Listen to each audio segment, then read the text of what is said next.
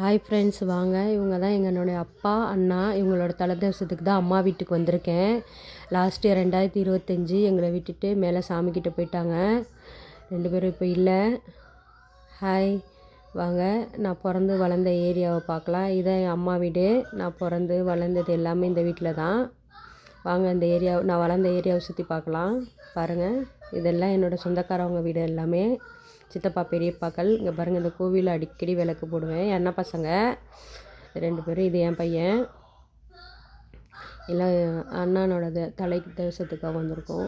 பாருங்கள், வாங்க. இதுதான் என்னை பெற்ற தாய், என்னோடய அம்மா. ஃபோட்டோக்குன்னு அந்த சைடு போயிட்டாங்க. என் சின்ன அண்ணன். வாங்க, உள்ளே போய் பார்க்கலாம். இந்த இடத்துல தாங்க அப்பா, அண்ணா எல்லோரும் நாங்கள் உட்காந்துட்டு எங்கள் ஃபேமிலியாக உட்காந்து இந்த இடத்துல தான் ஏதாவது பேசணுன்னா எல்லோரும் ஒன்றா உட்காந்து பேசிகிட்டு இருப்போம். இப்போ 2 பேருமே இல்லை. I miss you daddy and அண்ணன். 2 தெய்வங்களையும் மிஸ் பண்ணிட்டேன். ஃபீலிங்காக இருக்குது. கொஞ்சம் கண்ட்ரோல் பண்ணி பேசிகிட்டு இருக்காங்க. இங்கே பாருங்கள், இவங்க 2 பேரும் என்னோடய தெய்வங்கள்.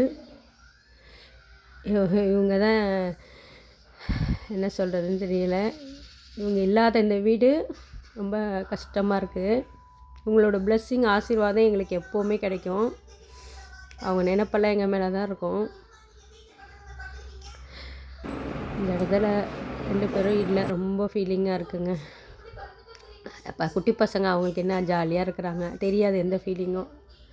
இந்த இடத்துல 2 பேரும் இன்றைக்கி இல்லைங்கும்போது சில விஷயங்கள் பேசக்கூட கஷ்டமாக இருக்குது. வீட்டில் அவங்க இல்லாதப்போ யாரெல்லாம் அவங்க அப்பா, அண்ணனை இந்த மாதிரி மிஸ் பண்ணிவிட்டு ரொம்ப ஃபீல் பண்ணுறீங்க அப்படின்றத கமெண்ட்டில் சொல்லுங்கள். இந்த இடமே விரிச்சோடு இருக்குங்க. எங்கள் அக்கா பேத்தி போஸ்ட் கொடுத்துட்ருக்கா ஃபோட்டோவுக்கு. அதே ஃபீலிங்கோட சென்னை ரிட்டன் வந்துட்டுங்க, ரொம்ப மனசு கஷ்டத்தோடு.